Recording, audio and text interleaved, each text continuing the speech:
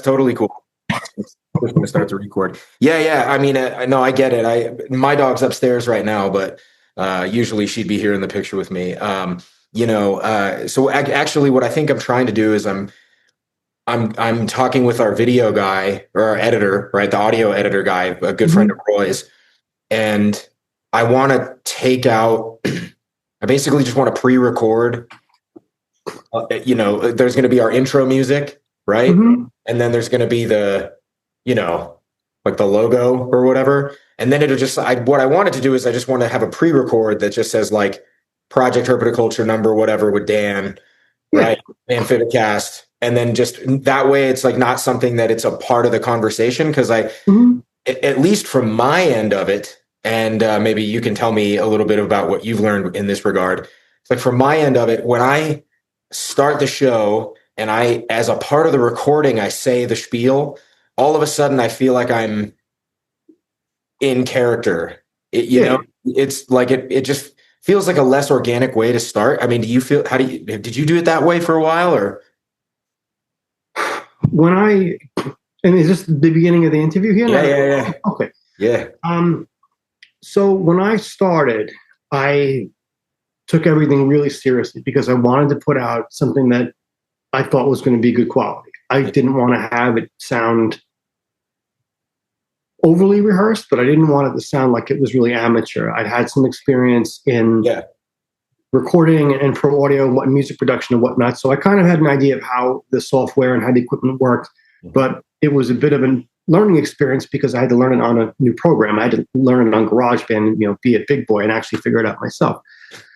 So when it came to pre-recording stuff, the intro music I licensed off of, I can't remember, it was some website, but I basically licensed the clip into perpetuity. Yeah. I think it was Premium Beats.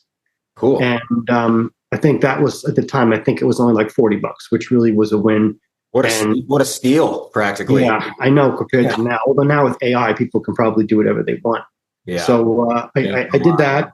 And then when I started to do the intro, I liked to do like a hot take every episode because sometimes things would come up. I need to give somebody a shout out. My Patreon page, anyone who does a $5 a month tier gets a shout out at the beginning of an episode. So I want to make sure I covered everybody. Yeah. And like 5-star, just basically just to kind of give the audience a thank you for whatever they as listeners to help me out. Because I felt like that was an important part of engagement. And you're listening to Amphibicast part in the intro. Obviously, I don't say that every time. That'd be a pain. Yeah. Pre-recorded. And the promos, over the years, I got approached by more and more sponsors, and I have an arrangement with them where I record promos and I run the pre-recorded promo at the beginning of every episode. So I've streamlined it a lot just to make better use of my time and not to tie up the guests so much because I like to get rolling. And I've become better with time management. I scrutinize myself less because I feel like now, 5 years in, people enjoy the show. They have feedback. It's often good when there's constructive criticism. I take it. Some people that I've had on the show as guests were as a result of some creative comments that they had. Hey, you want to try this, or maybe don't do this, or don't do that. And I respond to that. I look at it as kind of a partnership because like no one is here to listen to me talk. They're here to learn things. Yeah. And I want to provide a forum for people to be able to do that and enjoy it, but at the same time, not waste the listener's time with a lot of like long intro, nonsense.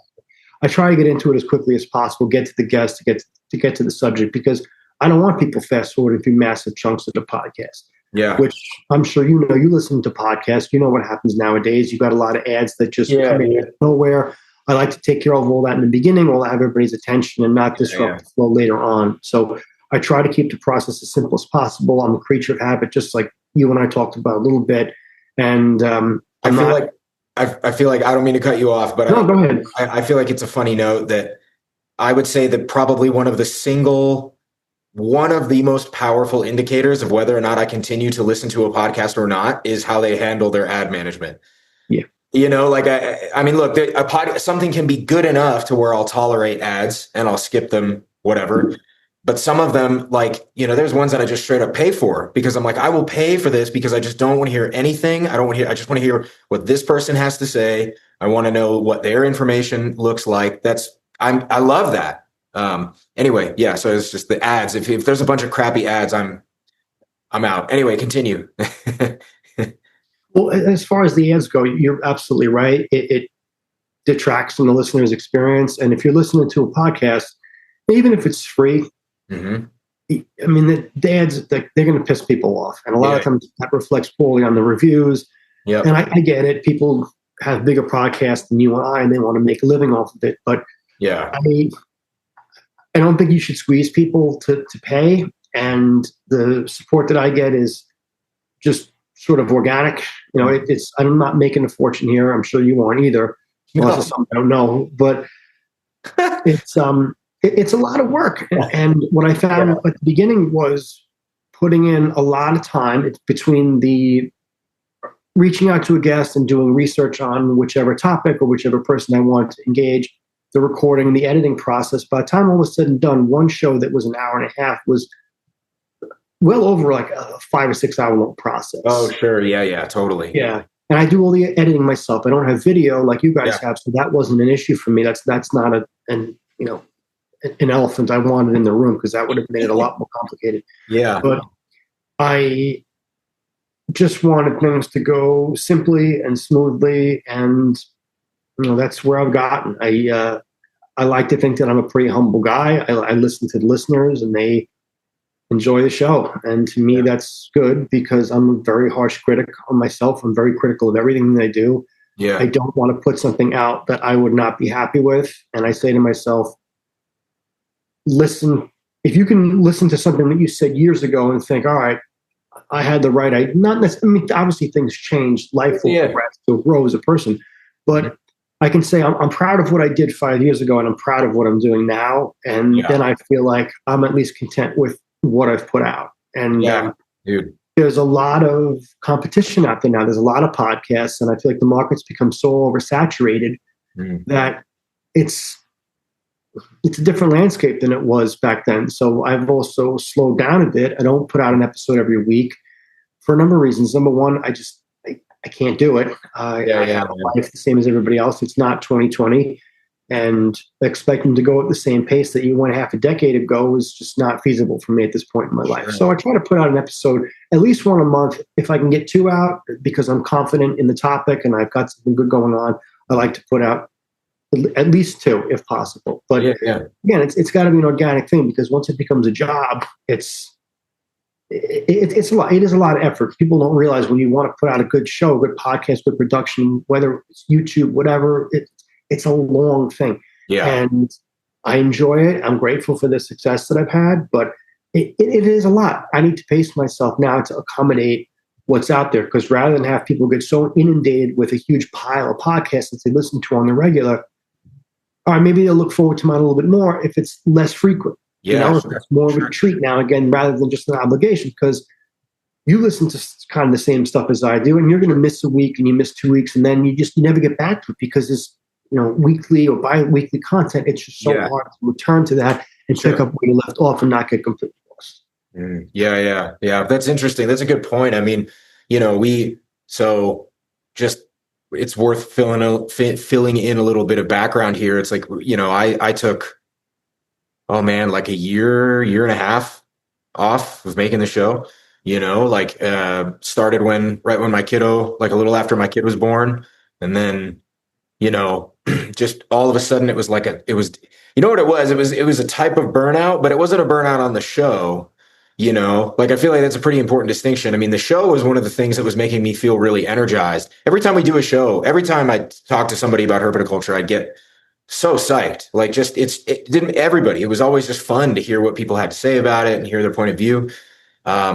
But I had a lot of stuff going on, like a lot of things in life happening at that point. I had a lot of responsibilities. I had a very, very full schedule, plus the kid, and just trying to make sure I had enough time to get in a workout or go pick up my kid from my mom's place or spend the morning with him or whatever. It was like, I something's just got to give here, And so for a while it was the show, but the reality is, I learned so much from doing it. I mean, the 90-ish episodes that we have out, up until now anyway, are, man, it's exactly what you were saying. Like I look back on them and I'm quite proud of those conversations, and they felt good, it's like I look back and I see my own, like I'm learning, and I feel like Roy's learning, and I feel like our guest was getting something out of it.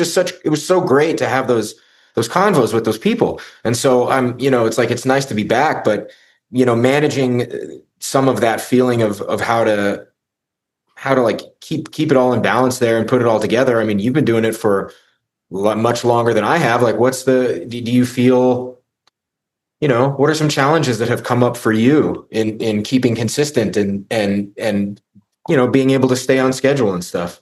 How have you dealt with that? Well, there's a few parts to that. And number one, I got to give you and Roy a lot of credit, because the two of you are able to do something that's not easily done.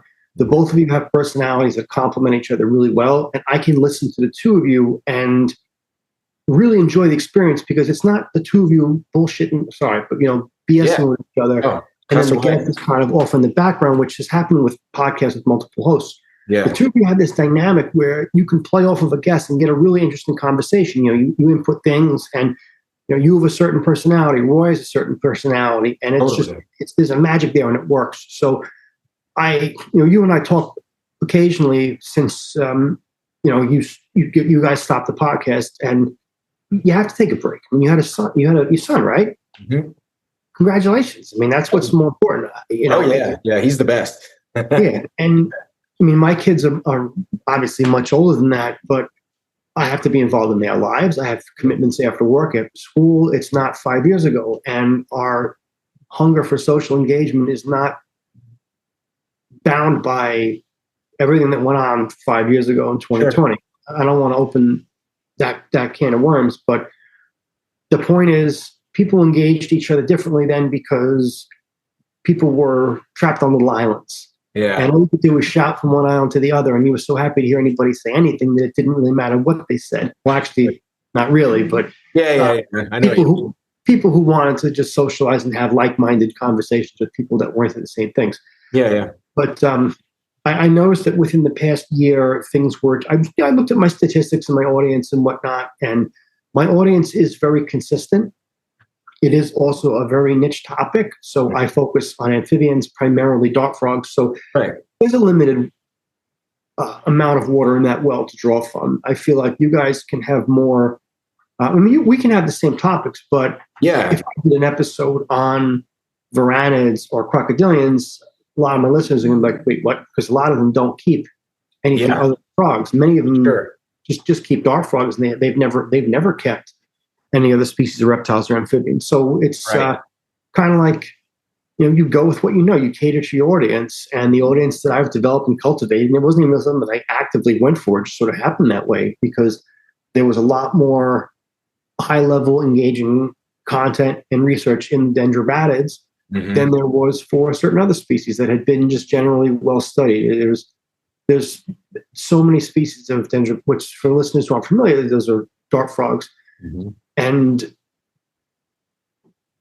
like, I don't want to insult anybody who's into this, but like, insult. No, like a white tree frog is a white tree frog. It's an amazing frog. I love them. I've had them all throughout my keeping career, and I have one now. But they're awesome. There's only so much you can go with that. You can only go so far with that. The same thing with, say, like ball pythons. You can only go so far as that before you start becoming repetitive.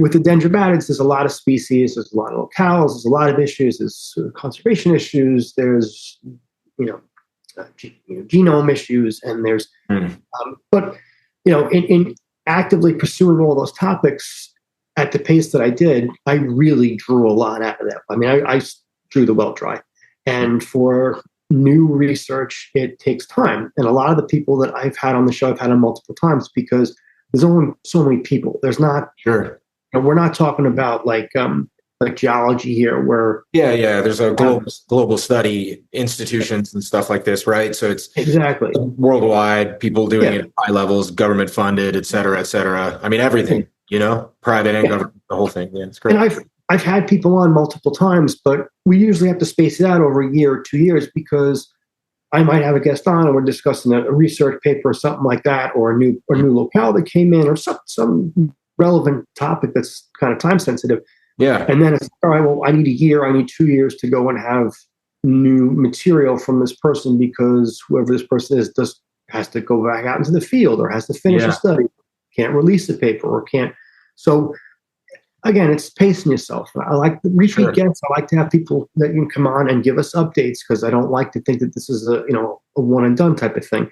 Certain topics I can't revisit over and over. Mm-hmm. What I've been doing as of late is trying to start at the beginning again and not focus on these really specific topics and do these deep dives and try to engage beginners. I did a beginner episode recently. Yeah, I saw that. That's what inspired me to ask you to have another convo. That was a really cool idea. Thank you. Yeah. And I had some listeners do they submitted a Q&A on Instagram, and I have two guests. I have Alex Menke and Mike Novi, who are very knowledgeable people. Mm-hmm. I'm lucky to have them as peers and people who have given me guidance too, because look, I'm not an expert. I'm not perfect. And two of them are very accomplished. Mike with tree frogs, Alex with May species of dwarf frog, as well as plants. Mm-hmm. And I said to the listeners, give us questions. We'll answer them on the air. See what's on your mind. And I feel like it's a better way to engage people, a better way to freshen up the show, and a better way to just not let it get stale, because it gets repetitive. And you get repetitive, you do the same thing over and over again. It doesn't become fun anymore. Like, I want that excitement. Yeah. And for you, I can see it in your face and tone of your voice. I can tell you're happy to be back, and that's good because you and I were touched a little bit earlier about balancing things in life, and you're a Renaissance man. You're into jujitsu, you're into reptiles, you're into philosophy. I mean, I've seen your quotes about Marcus Aurelius. You're into The Simpsons. You and I are into a lot of the same stuff. Yeah, I like a lot of weird crap. Yeah, you don't want to put yourself in one box and live there. I love this space. I'm really happy that I have this opportunity to share this with people, and I'm blessed. I've done very well. I'm happy for that. I'm grateful for it. But at the same time, I can't live in this box. You know what I mean? Outside of it, there's other things that I want to do, and I can't let the show suffer because of that. But at the same time, I can't let my personal well-being suffer because I feel obligated to put out an episode every week, and then you just phone them in. It's like, why am I doing it?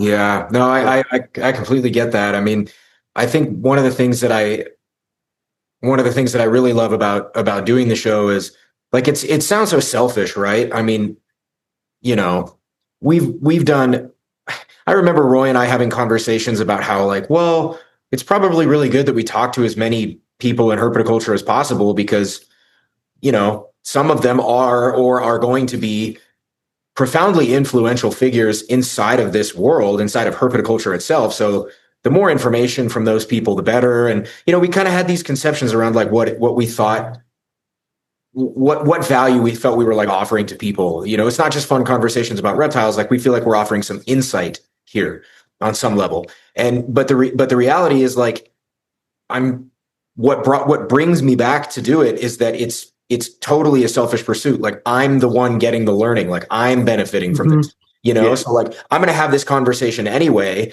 I'm going to talk to this dude anyway on the phone. I mean, you and I have had conversations over Instagram that have been hours long because, we're sending each other voice notes for, a little to the day. And I mean, so for me, it's like, I'm just going to record it. And if somebody else likes it, then great. They can learn with me, because and it helps that I have, kind of like a pretty overactive in terms of my interests. You know what I mean? Like, my wife makes fun of me all the time because I'll come back to her and I'll be like, I got these 3 books today all about chickens and how chickens were domesticated and spread across the globe, for the last 3,000 years. And all of them are really good, but this one's more interesting. Like, I'm almost halfway through it. And she's like, when did chickens come up? Like, where did chickens come from? And it kind of crap happens all the time. And the show helps with that because I can talk to, we had an ethnokinologist on, or, like, I want to, who I really want to talk to. And this is just a funny thing. I want to talk to this guy called the Koi Partner. Have you watched this guy's videos on YouTube? No, I haven't. Dude, he's awesome. He's a Dutch fella that is absolutely raving mad about koi and has been for like a decade, has been going out and making documentary videos about the process of koi breeding and harvesting in Japan, and the show space and the development of koi, and like why it's so great and why it's a cultural institution, and shows the competitions. Oh man, I would love to talk to him on the show. That's a cool. I think that's so sick. You said a few minutes ago, you said, oh, the herpetoculture podcast space has become kind of saturated, right? Mm-hmm. And I kind of feel like it's really, I have the opposite perspective at the moment. My feeling is more like, actually, I feel like we need way more of these. Like we're nowhere near herpetocultural podcast saturation. And the reason I think that is because, like, I'm not stupid, right? Like I get it. Everybody and their monkey has a podcast. It's like it's a trendy thing to do, to say you have a podcast, right? But like, if the quality podcasts, the ones that I love of any genre, but specifically in herpetoculture, I'll listen to them religiously. Like they're very good. And like yours, I listen to your show every single time it comes out. It's great. And I would live by it, right? And it's because it's interesting.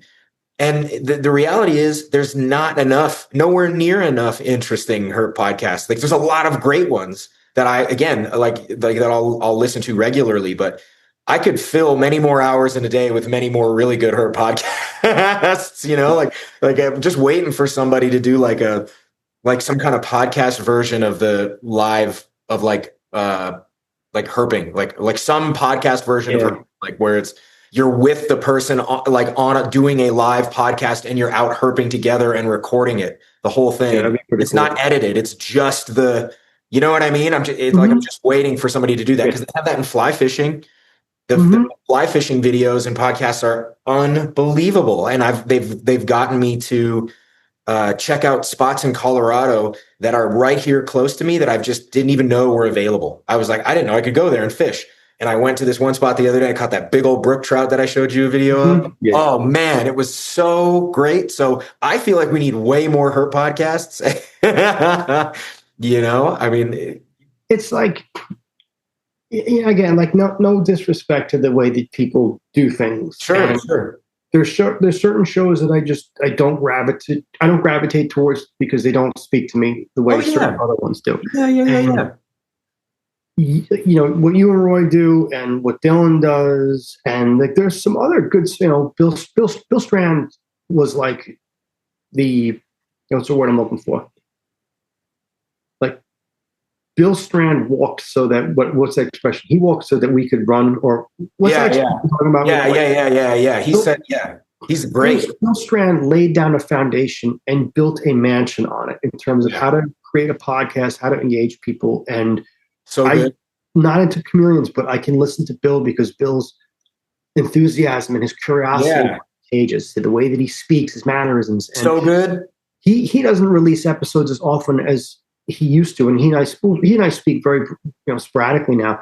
But Bill was a very crucial element in this, like the whole herpetological space of podcast. Nobody could do things the way that Bill. I mean, even if Bill came out today, Bill would blow people out of the water.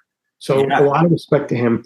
But there's certain other shows that just don't gravitate towards me, and they don't attract me. They don't pull me in, and it's just like stuff that's got a lot of like. That's the word I'm looking for. I'm trying not to dig a hole and bury myself in it. No, do it. Dig away. Let's go, man. Let's dig. We can get to China. A lot of like meatless filler. Yeah. Gossip and gab and stuff like that. I don't really like, if I want to have, gossip with somebody, I'm not going to dedicate a podcast to them. I'll message you or somebody and I'll say, hey, hear about this. We all do it. But I don't know. I just don't feel like it's really professional to make a whole podcast out of it, because then you get inside jokes and you get like all sorts of nonsense. And I've listened to podcasts where it's like, man, it's been like 20 minutes and you guys haven't even brought the guest on, Yeah. But, again, it's just no disrespect. People want to do that. That's fine. That's how they want to do it. It's just not for me. So I try to outdo myself every time I have a guest on. And sometimes it can be tough because it's like, oh no, now what have I done? Mm-hmm. I think the pinnacle of my career was when I originally started out, I tried to get everybody, and not everybody would get back to me because who am I? I'm nobody, you know. Yeah. And as time went by, and I put out more episodes, and people who knew each other in this amphibian space would vouch for me, or people would engage me. Sure. I had this guy from Japan. He's quite a guy. He was he's an honorary monk, and I think he's a white guy. I think he's from either the United States or the U.S. I haven't spoken to him in a while, but anyway, he immigrated to Japan. He's been there forever. But the bottom line is, he works with Japanese giant salamanders, which was really so good. And he does like ecotourism, and he works with conservation agencies that work to preserve them. I mean, the species is iconic, and it has issues too, many of which I didn't know about. But I was thinking to myself, what's the farthest place I could get a guest on? It was Japan, and it took 5 years to get him, on the show. But I was like, wow, this is amazing. I've got this guy. He's a really amazing guy. He's interesting. He's talking about this species that is just iconic, and I'm just so hungry to know about it. And after that, I was one of the coolest herps ever, dude. Yeah, so cool. So I was like, what do I do now after that? You know what I mean? How do I top that? So I had to come out with stuff and try to really keep people interested in it, because the more for me, it was like, chasing the dragon. Like, I was going after this, this goal, and then trying to, go like, double my, whatever. Sure. You know what I'm talking about. But I try to like top myself every single time, but it's not realistic. You can't do that. Like you watch, like a good analogy is The Simpsons. Oh, so good. I remember the first episode of The Simpsons. Oh yeah, one with Santa's Little Helper. That was the first episode. I used to watch it on Tracy Ullman's show. Yeah. And as time went by, in my opinion, I think the quality of the show just went down. Yeah. Conan O'Brien wasn't writing for the show anymore, and it felt like it just deteriorated. So you got to ask yourself, do you want to put out a show into perpetuity that just kind of repackages what you've already done, or right. do you want to go in a different direction and grow? It's almost like the Simpsons, something like The Simpsons, maybe around somewhere between seasons like 13 and 18, somewhere in there, maybe even sooner than that, maybe 13 to 15. Somewhere it became like the Simpsons is its own entity. It's like its own thing. It's not being as some of that comedic lifeblood that lived in the writer's room during the golden years of The Simpsons is like that was magic. It's just magic. It's like you're never gonna get it again. It's such an incredible art at that moment, But like, I think what's interesting about podcasts is like, they're still so fresh, and so it's such a nascent art form. Like, who knows what's going to happen when some of these people who have like the most famous podcasts on earth die? Does the show just end with them? You know what I mean? It's like, is it done now, or is a podcast something that you can sell? Like, I've actually seen that. I'm familiar with a couple of podcasts that have changed hands in terms of ownership. Which is fascinating to me. So it's like that means like the podcast, could either be intrinsically tied to sort of the soulful lifeblood of the person who made it, or the person who makes it good. But then there's other podcasts that may go through more than one iteration. They might be more like companies where over generations they might mutate. Like Sears doesn't resemble what it was, 75 years ago. Right. So, maybe we'll still see that with podcasts someday, where some of them will be one-offs, and then some of them will be like these ongoing weird entities that, like corporate entities of some kind. I have two things that I could say about that are negative. Not what you said, but just podcasts in general. Sure. My concern is that as AI technology continues to grow and become very pervasive in our lives, I'm afraid that people are going to start generating AI podcasts that are based on topics that are already out there. I'm afraid that there will be artificial podcast hosts that will create topics and basically farm from the library that's already out there. There's millions of podcasts. Sure. and use whatever algorithm that people or machines use to create something that is completely artificial. That's what frightens me, is because this is, we live in an age now where your voice is your digital footprint in this media. People have told me, hey, I recognize you by your voice, and to me, it's not a big thing because I don't pay much attention to it because it comes out of my mouth constantly. But people will tell me, "Oh, I recognize your voice. I heard you from across the room." And to me, that's actually pretty cool. Your digital footprint is your voice. But nowadays with AI, it's so easy for AI to just mimic someone's voice or create a voice that's appealing to people based on whatever criteria people consider appealing.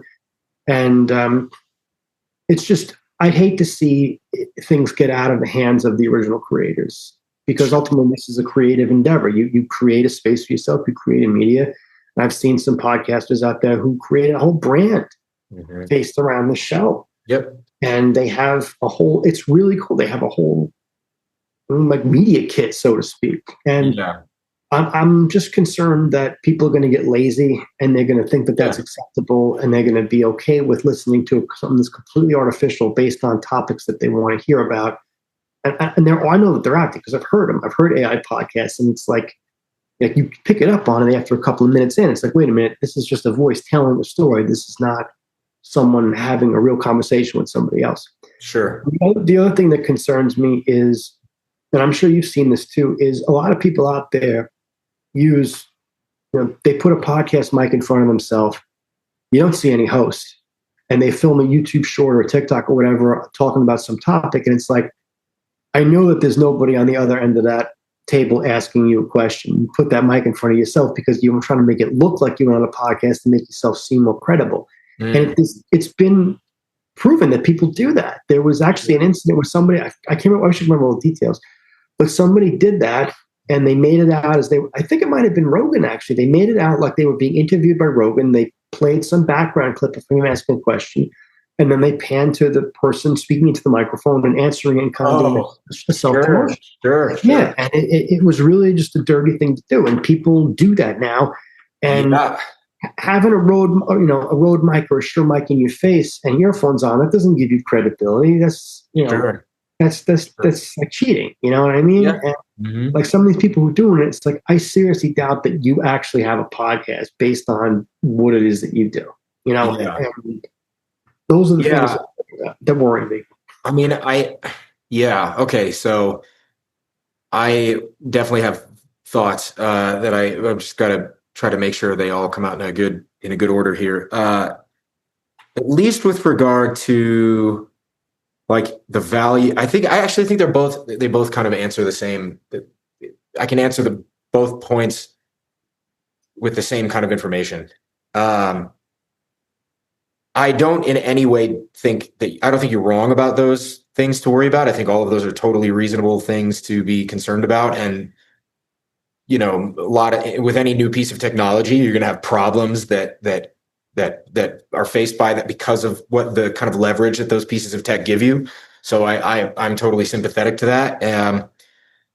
But this reminds me a lot of like, if you look at historical arguments around like the advent of photography inside of illustration, or the advent of digital painting inside of illustration, it was, this is it. This is the end. You're never going to need an artist anymore. And, I think really what seems to happen is like, it just amplifies the thing that all of us are looking for anyway, which is like another interesting person, So I feel like, I don't disagree with the threat. I know it's different. I mean, obviously the fidelity that AI has nowadays is just so substantial that, it's like, it's certainly a unique threat to human creativity on some level. But like, I just feel very strong conviction that, it's still pretty difficult to fake authenticity and real enthusiasm. And like, I feel like that's, the sort of the human component, I think is just what makes things interesting in the first place. I think most of the AI is just going to kind of amplify. There's going to be but if there's a lot of bullshit in the world too. Like you take AI out of the equation, there's a lot of bullshit. and all AI is going to do is amplify the bullshit too. But like people will still know, people will still get a sense for what is and what is not bullshit. You know, I mean, the ability, people can no longer distinguish between a photograph, a painting, a digital painting, a sculpture. Like it's completely, you can't, there's just no, unless you're right there touching the damn thing, you're not going to know what you're dealing with. Right. And yet there's a market for very, very high quality work in every one of those realms. You know, like there's a bigger art market now than there has ever been on some level, and a lot more money too, you know, but there's also just a lot of bullshit art. There's bad art. Yeah. And bad art. And I feel like that's very similar to what you were just saying about podcasts, right? Like there's great podcasts, specifically Herp podcasts that we love that we'll just keep listening to. I love Dylan's show, Animals at Home Network. Dude, Dylan, or the Animals at Home podcast, and he, you know, I know I'm biased because we're on that network, but I genuinely listen to Dylan's show. I genuinely listen to Reptiles and Research. Like there's a lot of stuff that I listen to, you know, just because it's good information. You know, I don't always agree with every single thing, but like, you know, I love the work, and I can tell when someone's actually there putting something together, and you know, is showing stuff that's interesting for the, you know, like the animals are interesting, and it's clear that the work that they're making, you know, it's hard to fabricate the work, I guess, you know. No, you're right. I can understand that, and again, it's just me being. I'm a very pragmatic person. I like simple solutions to, you know, and I don't want to see an art form diminished because of what I view as laziness. Like, I don't. Sure. I think that, and everything you said, of course, is right. You know, with art and whatnot. You know, photography and television and the advances that we've made with technology, but it's very easy for people to pirate things and to claim credit for things. And now with the way, you know, it's people need to get away from the screen. That's the other thing. Yeah. It's not as easy to bombard people with information as quickly now as it was 5 years ago, 10 years ago, 15 years ago. I mean, I remember when you had dial-up internet, you know, if somebody picked up the phone, you got booted. Those were the days. So it's also just me being, it's a different generation for me. It's, I don't really see, I don't even see things the same way that people at my age do, but I'm afraid of things that threaten people's creativity. I'm a big advocate for people who are creative, regardless of whether that's art, music, writing, whatever that is. And it's empowering because we have the ability to create. We can do that. AI can't create. All AI does is just take everything that other people have created, put it in a blender, and dump it out so that it looks kind of like something that was made by people. But you know, I guess you're right. It doesn't have the authenticity to it, but it's getting closer and closer, and that's what creeps me out. Is people who, and I hope this doesn't turn into a whole side diatribe, but I was watching something on the other day about an artist in Southern California, and you know, he was a pretty accomplished guy, graffiti artist, and he did like flyers for music venues and whatnot, and his artwork was impeccable. And he and some of the other artists were starting to complain that a lot of these venues were using crappy AI art to replace their handwork. And this one venue owner, he committed to only having live artists do this. But you know, you're right. People use Photoshop. They use you know, they use a computer. They have a stylet that they draw everything on a tablet, but it's still hand drawing it. You know what I mean? It's still hand. It's still human mind. It's not. We had, when I was in art school, we had an illustrator come visit, and this illustrator was very successful. He got a lot of work, really good work, and the broad takeaway from his visit was that he said this, like, this is not paraphrasing. He's like, I intentionally set out to copy CF Payne who's an amazing, amazing illustrator, like amazing illustrator, legendary. I set out to copy his style because I knew it was marketable. And I get it. I don't disagree with that. I guess what I'm trying to say on this one is like a person that is the way we are. Like we human artists are recombinators from what they've seen. All we're doing is taking things that we've seen around us and recombining it and recapitulating it into such a thing that feels more like it's got a twist, like everything's a remix on some level, and I think the reason it feels so uncomfortable with AI is because it's not a person. And so people freak out and they're like, oh, it's not a person. So there's nothing there. But then as soon as there is something there, like whenever like the little changeover happens and we're in that AGI scenario, okay, now I'm interested in that AI art. Now I want to know, because what's it going to make? I bet because now as soon as it's like an entity, like a recognize, like I'm interested in elephant art, know? If you give an elephant a paintbrush and a canvas and you let that thing make a picture, I want to see what that elephant made, And I feel that I would feel the same way if tomorrow everyone was like, hey, did you hear Sora 2 is a person now? I'd be like, what did it make? I want to know. Like, I'd be super curious in the same way that I'd want to see like alien artwork and I'd want to see alien herpetoculture, And so like it's so funny you bring this topic up because I've been doing all this writing and research on my Patreon page, and I've put some of it on my Instagram, but I've been putting all this energy into like fantasizing and hypothesizing about the ways that AI advancements and integration with tech is going to it's just going to decimate the landscape of herpetoculture in like a good way. You know what I mean? Like decimate meaning like in theory, let's say you give it enough time. Okay. So hear me out on this. I know I felt like I really enjoy this particular topic and I just want to, I feel like it fits into what we do so well. Right. So like the way this started was I was thinking about smuggling and I was thinking like, okay, how is smuggling going to change when you have like an AI that's sufficiently powerful and then you couple that with like gene editing technology that we know everybody knows already about CRISPR, right? So everybody knows about CRISPR.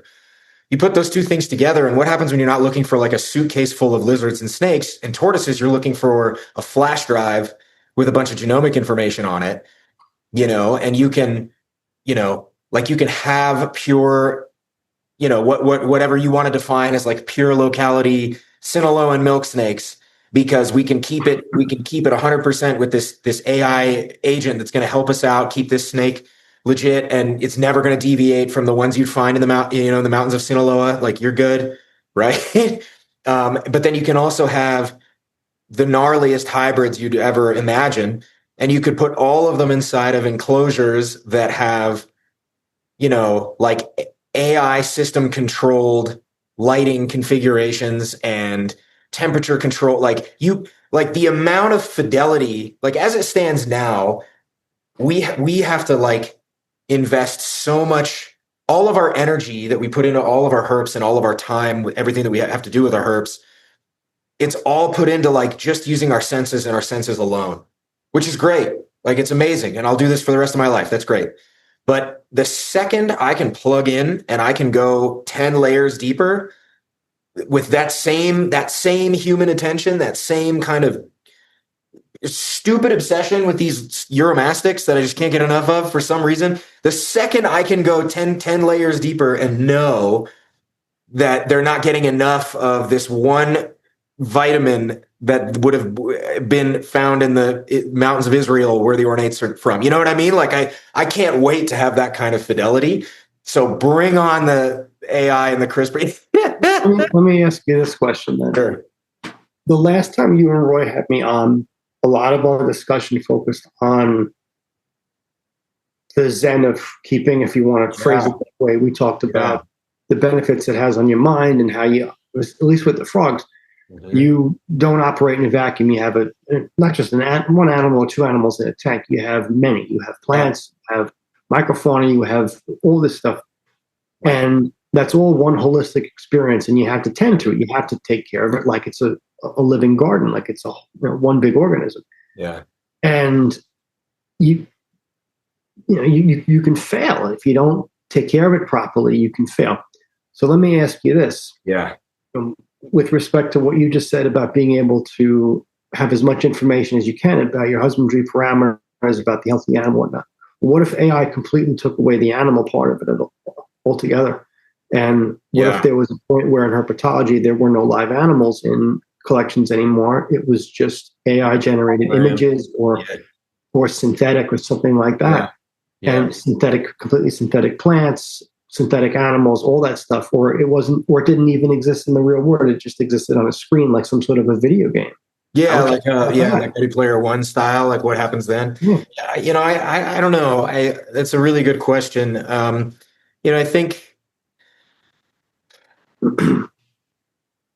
think that if it ever got that far, my sense is that we'll continue to move the goalpost. Like okay. So if in 50 years there's sufficient tech and sufficient advancement and implementation of this stuff on an entry level for a herpetoculturist, then that means that all of the woes that all of us are struggling through right now to get the production that we're getting and make the changes and get the insights that we're gaining right now. And in 50 years, the next kid who comes in is going to have a system that helps him do all that and automate that. So he doesn't, it's not as big of a barrier. I think we're just going to keep moving the goalposts out.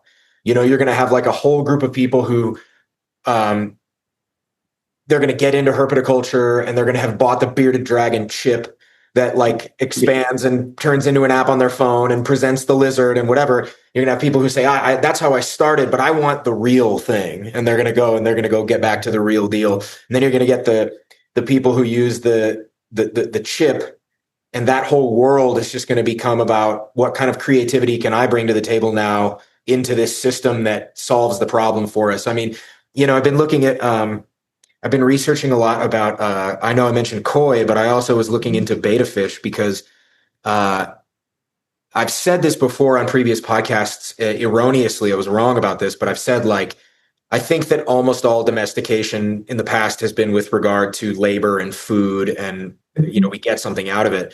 But I was completely wrong about that because betta fish have been domesticated for a long time and for nothing more than fighting in the way they look. There were other, even chickens. There's some, I've heard some debate around whether or not they were, because the oldest known record of chickens is with cockfighting. It's fighting. So there's some people who think maybe they started with, it's just fighting first. And then the eggs were like, oh yeah, cool. We get eggs too. Koi, they started as like a food, but then pretty quickly became something that's just an ornamental, right? It's just for domestic, it's for your psyche. And so, all that to say, I think that looking at some of those model organisms, companion organisms, are really great, like references for kind of where all of this is headed. And I think if on some, there's such a strong human craving. There's so much in our cognitive architecture that's there and preset to have a mutual existence with other creatures in the world that I can't imagine. And again, I don't know. I mean, I feel like again, sufficiently powerful AI, if it's that good, that animal is going to seem sentient to me, and I can't be any more sure that computer generated Komodo dragon, if it's convincing enough, I won't see any difference between it and a real Komodo dragon. For all I know, the computer generated one is conscious, so I'm guessing all of the signals that my brain would need to get to feel like I'm actually interacting with a real Komodo dragon will probably they'll be there, they'll be sufficient. And I'll be like, all right, I guess I have Komodo dragons, even if they're CGI, I'm not really sure. That's a great question. Sorry, go ahead. No. It's just, we're unique because human beings have the ability to create. Mm-hmm. We can create unlike any other living thing on the planet. Mm-hmm. There are other species of animals that can do things like the elephant painting and whatnot, but Yeah. elephants are not building advanced civilizations. Yeah. I mean, let's be honest, they're not. The frogs are terrible at Elephants problem ain't got no solving. NASA, dude. If you ever want to see an animal embarrass itself, try to watch a frog solve a simple problem. It's not going to work.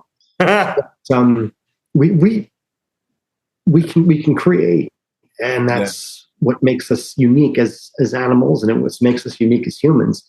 And our, I mean, again, not to get into this metaphysical, I'll get there. philosophical discussion, but we are unique. We can create. We can do things. We have these. We have hands, and we've learned how to use them to do many different things.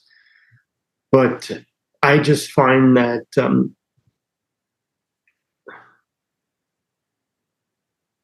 creating something and then having to be really responsible for it, I think, is a big part of this.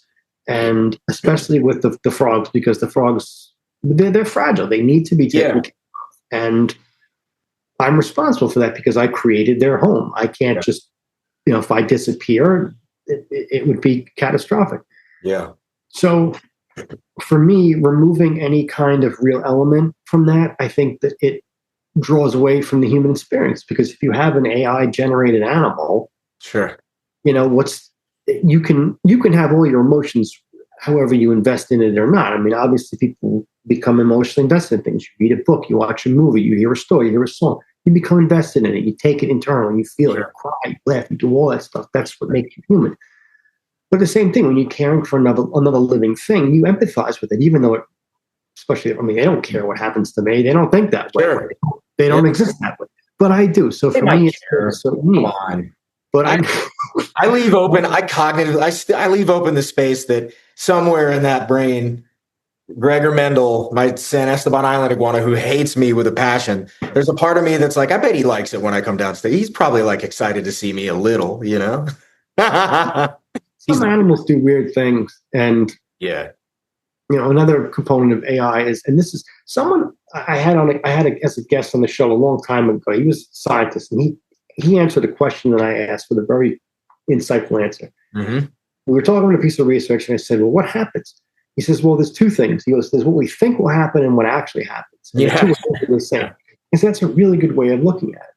And even if you had an AI or an artificially generated animal, that's going to be a function of whatever the collective knowledge or experience or opinion of it is going to be at that moment.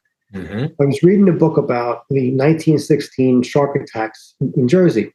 Mm-hmm. And prior to that, leading scientific experts, the ichthyologists from the American Museum of Natural History in New York, stated with unequivocally that sharks pose no hazard to humans, especially in inshore waters, that it was impossible. They didn't have the strength or the tenacity or the desire to eat, or kill and consume human beings. And then the events of 1916 unfolded. For listeners who aren't familiar, it's an interesting story. There were fatal shark attacks that were very far inshore on the coast of New Jersey in 1916, July of 1916. And then they were confronted with this evidence, and they had to come out and publicly say, "Hey, wait, we were completely wrong." I mean, these were experts. These people said, "All right." But I mean, again, it's apples and oranges. But the point is, you're always going to get one animal that's going to completely defy your expectation of what it's supposed to be like. Yeah. And then you take that out of it because you get rid of that algorithm isn't going to give you that. You're going to have that one animal that's going to be like, "Why are you doing it? Why are you acting so strange? Why are you?" And that's what makes those behaviors. That's what makes it interesting.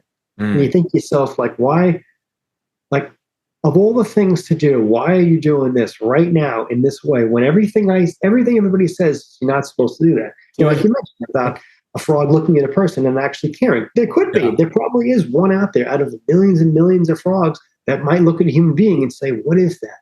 Somebody's doing it, man. Yeah. I'm telling you, I've had great companion iguanas and whatnot that I was convinced they were stoked to see me. You know what I mean? It's like they had to be. They're just so funny. It's kind of funny. You mentioned that animals do things that surprise you.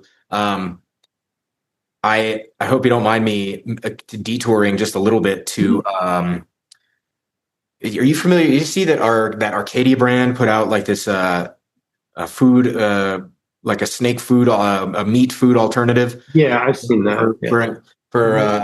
It's I think they call it the Evo RX, if I'm not mistaken. I have two strongly conflicting feelings about that product, and I would just love to hear what sort of thoughts you have on this. So, on the one hand, I think it is noble and admirable to make an attempt to generate a sufficient food item for a wide range of animals that could, on some level, provide relief to what are very likely to be grotesque conditions for rodent farming, right? I think that's a noble and good thing to do and go for, to say, like, okay, if we can minimize that, that's great. And I think it's admirable to try to have something that might technically be healthier than a lab raised rodent, like a standard type of regular feeder raised rodent, that might be a more suitable food item for the animal it's being fed to. I think that's totally fair. On the other hand, there's not a chance in hell that I'm feeding any. I don't have anything that eats that right now, but if I did, my animals are not getting it, and it's because, and that's mostly because, number one, there's zero long-term data on something like that. So no, thank you. And second, uh, you know, there's no, it's not enriching. You know what I mean? It's not like, how boring to eat if you're used to eating like a whole prey item. You need to go for something that's, kind of processed and weird. And then more importantly, I don't recall any time in history that I can remember where the processed alternative of a whole food item has been better than the real thing, like, ever. Like there's the reason we have organic type, and that sort of movement is because, we know that it's bad for you and people fuck around with it. I'm not sure. What do you think about that particular set of? I'm not familiar. I know what the product you're talking about. I'm not familiar with it enough that I feel comfortable to comment on it specifically. Sure. No. I just the concept. Just the concept. Well, I mean, so it's kind of interesting because dart frogs have been eating lab-raised insects for probably close to 3 decades now. Yeah. Flightless fruit flies that were genetically engineered for the very simplest, most basic genetic research. Sure. Are just the right size and easily reproduced even in a home setting, and they provide a staple diet, but they have to be supplemented properly because they're nutritionally not incomplete. There are other items that you can feed, but in the wild, these animals eat thousands of different species. Think about let's just say, let's think of a common species. Let's just say ball pythons. Okay, the poor bastard childs of the reptile world. They always get their front area. Sorry, the dog is here, so his head pops. Okay, yeah, dogs rule. Nice guy. Let's just say, for argument's sake, these animals exist on a diet that's primarily rodents. Sure. And what wild ball pythons eat, it's just like gerbils and similar. Soft fur rats, African soft fur rats, I think. Okay. Yeah. Right. So they're not even. People are feeding them now, by the way. Species. Yeah. So when you have a species like a dart frog or any frog that's relying on crickets or dubia roaches or whatnot, you're really limiting their prey items anyway. Sure. So I see the benefit to whole prey. I see the benefit in letting animals hunt because it's a natural behavior. The frogs hunt for their flies. Mm-hmm. It's, I think, a little different for people from an ethical perspective. Watching a varanid hunt down a live rat as opposed to watching a small frog knock out a couple of flies. But that's a more complex issue. But technically we are feeding our animals lab-based process, whatever you want to call it. Everything would be with the demand for animals and nutrition out there, we can't do anything else. The problem is, as people open up their hearts and their emotions to animals, they want to do the best for them. And we often see that through the lens of, well, what's good for me? What are my values? What do I hold significant? And what people eat and the way they eat it is a way complicated thing. And I think that people project their own dietary ethics or whatever you want on the animals that they keep. And for some people, a processed, prepackaged, Yeah. whatever it is, would be an answer. And for some people, it won't. I think that people should have the option because just like anything else, Oh, people totally are very agree. adamant. Completely agree. I eat things that people would find Oh, yeah. disgusting. Totally. Yeah. It's just how it is. I eat a lot of organ meat. I eat a lot of liver. I eat a lot of I eat bluefish, which most people won't even touch. But that's me. And I try to give even my insects. I try to give my insects a natural diet because number one, it's good for them. Number two, it's me getting rid of kitchen waste. If I have extra carrot peels or they eat it, and then that transfers over to my animals. So that's a win for me. Sure. But things like dog food, some people like a raw diet, some people like kibble, some people like this, whatever. It's a complicated thing because so many people have strong opinions about it. But ultimately, it's people are going to do whatever they want, regardless, anyway. And just like everything else in life, it's what helps you sleep at night. Mm-hmm. Well, I felt better. My conscience felt better because I gave my animal X. Well, my conscience felt better because I gave my animal Y. And people are going to argue and go at each other till, they'll beat that issue to death. It's never going to go away. No, sure. It's always going to be a thing. So I don't, I have my feelings. I have my preferences. I don't like to make judgment calls because that's not really what I'm about.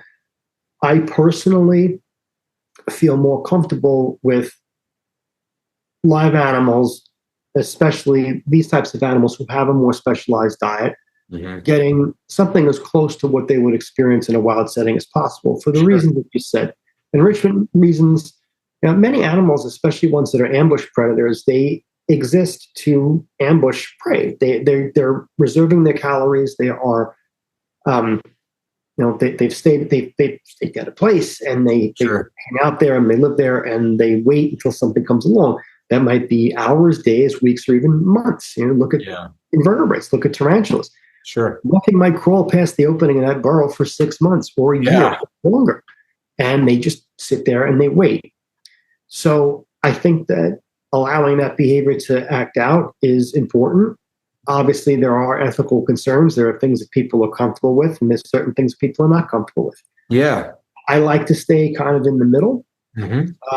I'm not going to give anything in my house a live chicken. Not that I have anything. I don't have anything that eat a live chicken anyway. Nothing but my dog and my cats. Yeah. Yeah. But I eat chicken. Yeah. Yeah. So, you know what I mean? It's a complex issue, but to me, that's a human issue. Animals, I don't think. Again, we think about the way animals acquire calories in a wild setting. They don't really care how they get it as long as they get it. Yeah, yeah, they just get what they can get. Yeah, there's a great book. I could give you the title and the author here in a second. I'm forgetting her name, but it's this great book about foxes, like sort of like and specifically foxes in the UK. And England, right? So there's just a ton of foxes there. There's like a natural history. There's a cultural interaction with foxes there.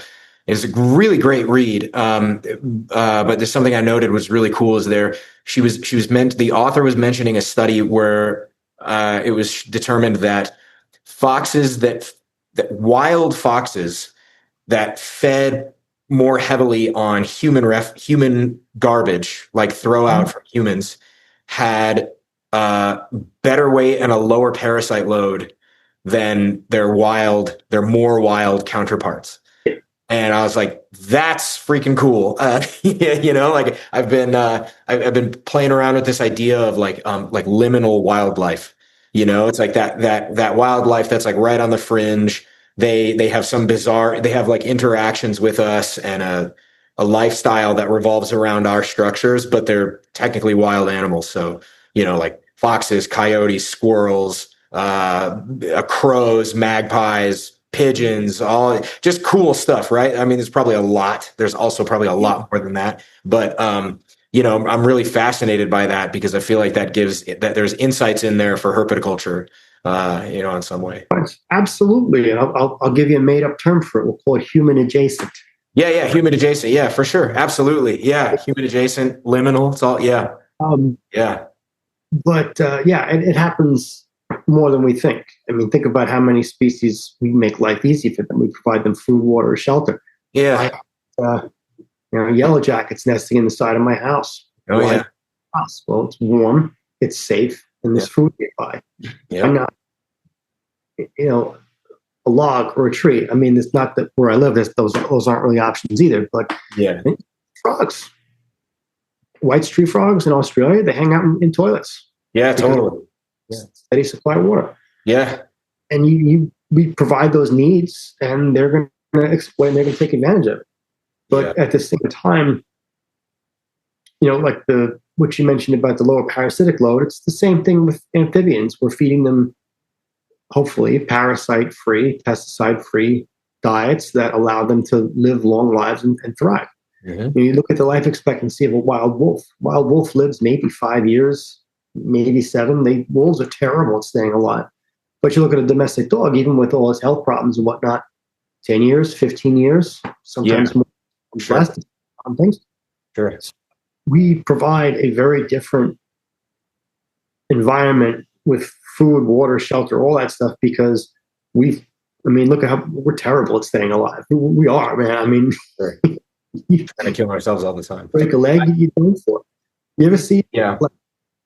You ever see like a large mammal get into a situation and then just run away like nothing ever happened? Like you see, like, oh yeah, it depends on certain animals better than others, but like, you could see like a hippo get hit by a car and the hippo just runs off like nothing has happened, and then the car is destroyed.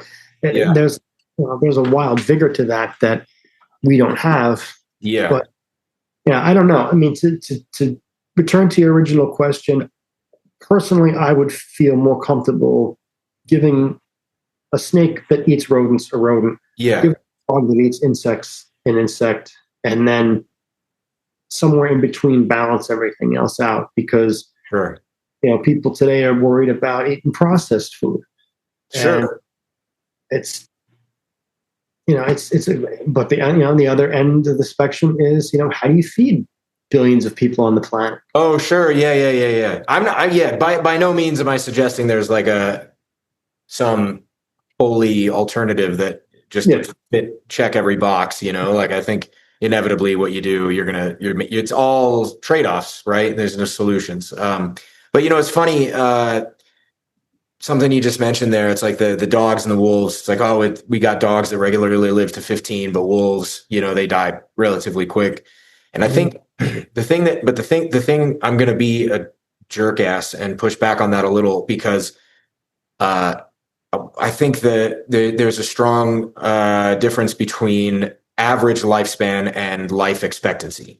So and the reason I bring this up is because this is kind of like when I think about an ethical compass for the animals that I have in my care, my conception of their peak, their best selves, is something that resembles, in any way that's possible, not obviously it can't resemble it much, but in any way that it can resemble as much as possible.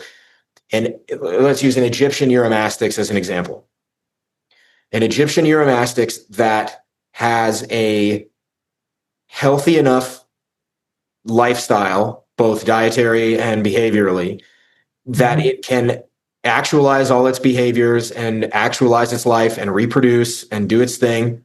And it can basically be the equivalent of an Egyptian in the wild that got the benefits of a wild existence, but without the poor luck of being predated, injured, or disease-ridden, right? So insofar as those three things can be eliminated from the list of possibilities for my Egyptian Uromastix, then I would like to see it hit its maximum life expectancy in the wild, given a natural death, right? Obviously, and that could be 100 years old for all we know. Egyptians, the oldest recorded one was, I think, 32, and it was still a member of a breeding population. So I'm guessing they can live a long ass time, double that or more, And so, I think about that all the time, which is why I tend to have the feelings around that food. Again, I want that brand to succeed. I want them to do well, because I think it's a great option. I have no gripe there. It's not like that. It's just it'll be a while before I feel like that, before I would feel confident saying, okay, this particular, and I'm not referring to them in particular. Let's just any food of a similar nature, Reptilinks, like whatever, right? Anything. It's going to be a while before I feel comfortable offering that and relying upon that to help me achieve that goal of like maximum lifespan with great health span throughout the course of that animal's life. That's the goal I want, right? And so just not convinced that something like a byproduct, a non, just a not a whole food. It doesn't have to be the same thing that they eat in the wild because I can't give that to them, but something like it. I've been thinking about, and I don't mean to keep going on and on. It's just sort of similar in the terms of the topic. There's a weed out here in Colorado called bindweed. Okay. And I've been posting about it like crazy, like videos of my animals eating bindweed all the time. And the reason is because there is a plant of the same genus that exists. It's in the same group, and it exists across the entire range of Uromastyx habitat and is found in their scat. And it's here. So insofar as it's growing outside, I will pick that food over something store-bought almost every day, now I don't always have that option, but it's also one of the things that if you look on like the tortoise table, which is like this great food resource for herbivorous reptiles, specifically tortoises, it says to feed bindweed in moderation. But I don't think that's applicable to Uromastyx. I don't think it's the same thing, it's obviously it's not a tortoise. But I also think that even just in terms of base structure, that plant, the fiber to water ratio is going to be exactly what my animals are expecting, biologically speaking. So I'm going to feed that as often as possible. Now, it doesn't mean I can't. You could raise a Uromastyx with supplementation on romaine lettuce alone, and you'll have a great, healthy animal. But I don't think that I'm not 100% sure that particular way of thinking about it would help me reach that goal that I was mentioning before of like the peak wild caught death. You know what I'm saying? No, I understand. It's a complicated issue, and our morals, the way that we're, because these things would exist whether or not we were here. Sure. They've been kicking ass for a long time. We don't. These things don't care if we're not here. If we disappeared, I can't imagine any other living thing on the planet is really going to give that much other than pets that have become bonded with it. But these are all human concepts. These are all things we project on other living things, and it's human beings have a characteristic that's like we want things to be the way that we think that they should be. Sure. To ourselves, okay, I'm going to justify this by doing this, and it's not that absolutely. It's just a human characteristic. Yeah. I think that our goal is to try and let them live as what they are, rather than what we're kind of modeling them to be. Although that's going to be inevitable anyway. Yeah. With the frogs, there's only so much you can do. There's only no one's ever going to come up with a synthetic food for this. In the past, people did have a synthetic food that was available from, I think it came from Japan. I think it's still around, but it's generally not.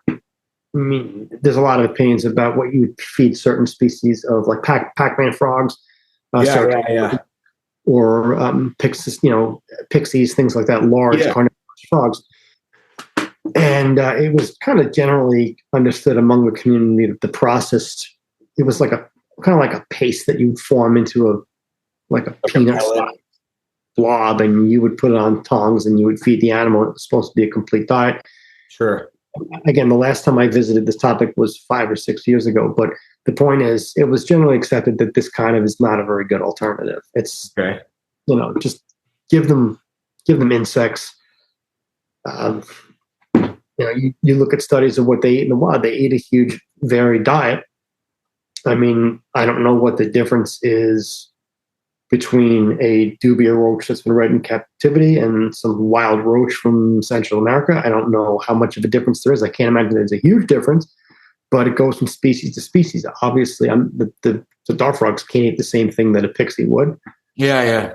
So it's reasonable to assume that what's recommended for tortoises isn't recommended for Uromastic or even a certain locale. We're dealing with thousands of species here. We're not dealing with dogs, cats, rabbits, and ferrets that we know relatively a lot about. We're not dealing with cattle, pigs, sheep, conventionally considered domesticated animals. We don't know everything that they eat. And even with the dart frogs, their toxicity in the wild can't be replicated because they don't have that natural diet. It's physically impossible. And nobody knows what that secret ingredient is. Is it a cumulative thing that has evolved in the Dendrobatids consistently because they all do it, but they all don't produce the same toxin. They're all not in the same parts of the world.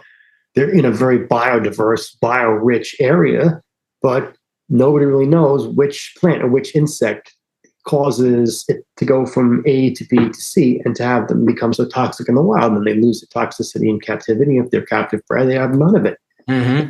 It's impossible for them to produce those. So you're never going to know what the magic ingredient is. All you can do is just try and get it as close as possible and hope for the best. Because me comparing the way that these things live to Uromastics it's alien. It's like comparing they have no. I have more in common with the Uromastics than they have in common with the Uromastics. Yeah, for sure. Yeah. That's so funny. They're aliens. They're completely foreign. Yeah. They're magnificent, though, in terms of how derived they are. And people always think of frogs as being really primitive, but they're not. They're amazing. They've evolved into this amazing spectrum of species and colors and adaptations, and early tetrapods weren't really they're really that exciting, or at least what we know. They were just these big kind of like round-headed crocodile looking things that were just these really long. I mean, they were cool. They were really big predators, but the frog of today is nothing like the frog of 50 million, 500 million years ago. They're incredible. But like I said, we're aliens to them. Yeah, I know, for sure. Yeah, no, it's funny. I think about it all the time, the way that I've heard people say things like, "Oh, Uromastics are kind of dumb, like they're sort of dumb lizards," and I'm like, no, that's not my experience. Like, my experience has been they are very intelligent. Like, they know exactly what's going on. They're not stupid at all. They anything that seems like strange behavior is actually like highly adapted, very well constructed and well conserved behavior that finds itself in a new context. Like mistaking that for a sign of intelligence, I think is just really short sighted. I mean, I am always amazed at what they can do and what they know, and what nobody ever showed them. You know what I mean? It's like, whoa. Today I have these San Esteban Island iguanas, right? These the Tenasseria conspicuosa. I have a male and two females, and part of what I like about them is, to me, they look like a granite chuckwalla with that black and white pattern, but you got them in an iguana, like a proper iguana. And I like got a soft spot for iguanas, and they're small. They're not huge iguanas.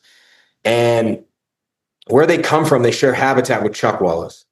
And so not only do they eat the chuckwallas, the babies, but they also share a lot of the diet. Like they eat a lot of the same stuff. So I was like, I'm going to take some of the mix of like lentils and seeds and things that I very occasionally feed the Euros, and I'm just going to see what happens. And I put it in with all three of the iguanas, and I've never fed them anything like that before, and they instantly knew it was food and started eating it right away. And I'm like, okay, fucking, it, like they know better than I do. I mean, it's just they're so brilliant. And so unique. Like they're really just truly individuals, like they're just really unique individual creatures. They're super cool.